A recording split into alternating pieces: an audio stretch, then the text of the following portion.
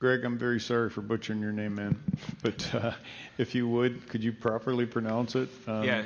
Give us just 10 seconds of what you plan to tell us, and if you could, keep it within 10 minutes. Yeah. Thank you for having me here today. My name is Greg Wadinsky.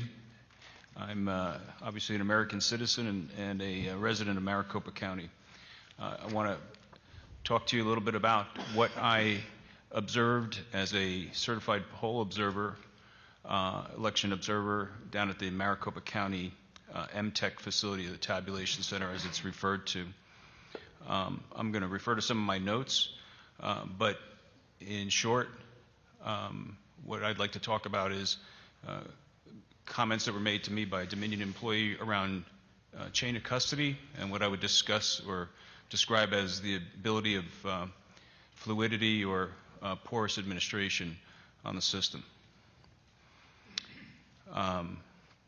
As I mentioned, I was an observer at MTech on 10/24, and then again a week later on Sunday 11/1 before Election Day. I spent approximately 8 or 9 hours on site at the MTech facility. I obviously had the paperwork to be there, was badged, and I had the ability to move about the MTech tabulation room. I was in the area where they were doing adjudication work, and then later on the Sunday the 11th, Sunday the 1st, they were also doing ballot feeding and tabulation. What I observed in there was the Dominion computer system in what's described as a caged glassed area.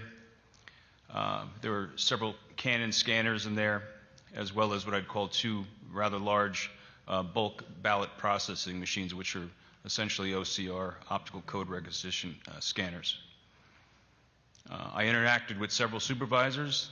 I will not mention their names here today, most of which are just by first name basis, and that was either inside or outside that room.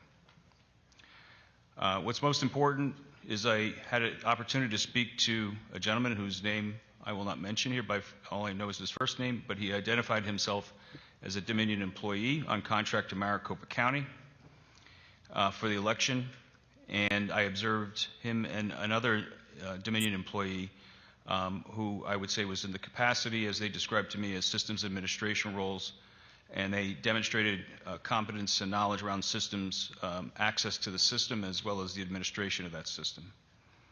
They were there to help the workers as well as the volunteer poll, not the volunteer, but paid poll workers to do the adjudication process, as well as any issues that may have occurred with the tabulation machines. What I observed was that the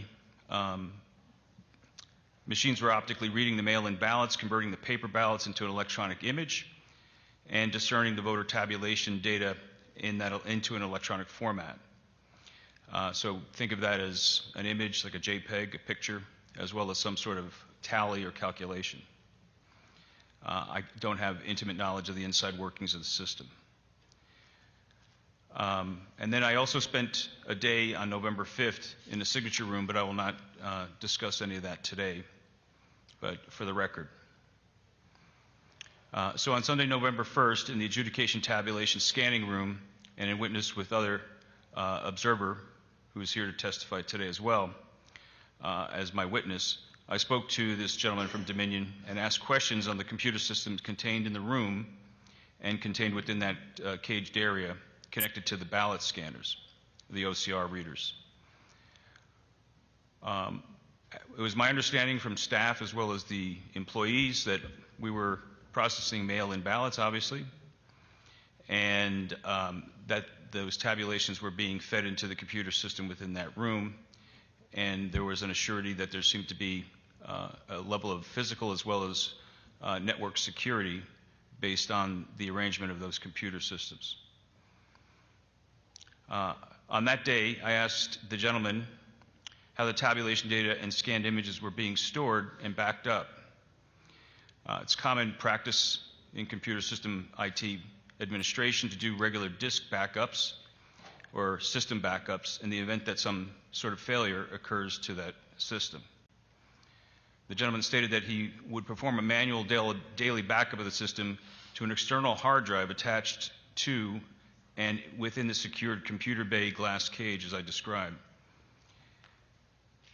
The hard drive was in a rubberized orange case and easily visible. He pointed to it and identified it. I asked what software program he was using to perform the backups.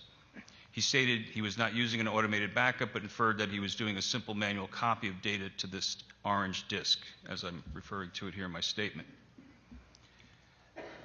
Then he said he took and made a second copy of that backup, of that orange backup, and then he reached over to his cubicle area and demonstrated a new box of hard drives that were contained in there, and he was saying that he was making a second copy of that data onto one of those fresh hard drives. That then led me to ask him a common question, which was, is there a chain of custody, and where does that drive go? He was a little bit vague in his answer, but he said that there was not a chain of custody, and that the copy that he was making daily of the master backup was being taken off-site to another facility, and he was unclear to me how it was, but when I asked him if it was getting serialized or in any way secured, he could not confirm that and basically said there was no chain of custody. I found that alarming.